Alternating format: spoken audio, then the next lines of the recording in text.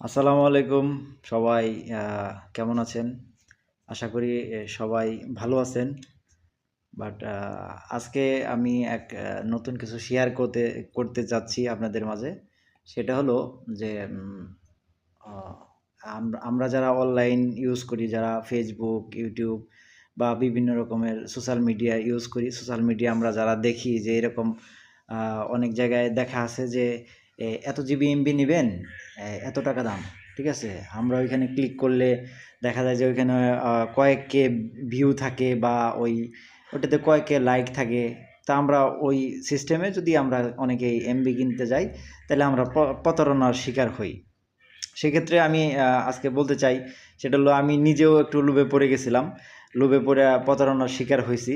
তো আমি আপনাদেরকে দেখাইতে চাই, যেটা হলো আমার কাছ থেকে ফার্স্ট আমার কাছ থেকে হলো ওই টাকা নিছে হইলো ৳৫৯০ তারপরে আমাকে বলতেছে যে, "এখানে আপনি এইটা লিখতে পারেন নাই। এইটা লেখার না কারণে আপনার হলো টাকাটা আমরা ব্যাক দিয়ে দিব। পুনরায় আপনি ৳৯০ আপনি আবার পুনরায় কি করেন আমাদের নম্বরে পাঠান।" পরে আমি তো ভাবতেছি যে না, এগুলা চক্র, এতগুলা লাইক, এতগুলা কমেন্টস থাকে, এতগুলা লাইক থাকে, এগুলা চক্র ভুয়া হবে না। বাট আমি কখনো এটা চিন্তা করি নাই যে এরকম ভুয়া লোক।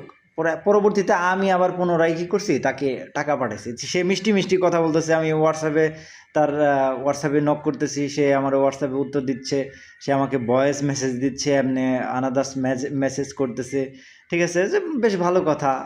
কথা বলার আগে সালাম দিচ্ছে। তো আমি ভাবলাম যে হয়তোবা এখানে ভালো চক্র বা ভালো কিছু হতে পারে আরকি। আমি কখনো ভাবি নাই যে এরকম আম যে এটা হলো এই অবৈধ চক্র বা ফেসবুকে এরা করে, ঠিক আছে? এটা থেকে আমি নিজে শিক্ষা পেয়েছি আজকে। এটা আমি সবার কাছে বলতেছি। আমি নিজে শিক্ষা পেয়েছি। আমি ২ বার তাকে ৳৫৫০ ৳৫৯০ করে দিয়েছি। সো আমি আপনাদেরকে এটাই বলতে চাই যে যারা সোশ্যাল মিডিয়া যারা আমরা আছি, সোশ্যাল মিডিয়া যারা ইউজ করি, Facebook, YouTube যে যার মতে যেটাই ইউজ করে না কেন? তো এইরকম আ সিচুয়েশন এ যেন কেউ না পড়ে। এটা আমার কাছে ব্যথা লাগতেছে। যে আমি আপনাদেরকে আমার প্রুফটা দেখাচ্ছি। তো আমি কিভাবে এই চক্রের আম পড়ছি, এবং কি তার বিকাশ নাম্বার সহ আমার কাছে আছে। এবং কি তার বিকাশ, নগদ সবকিছু আমার কাছে আছে।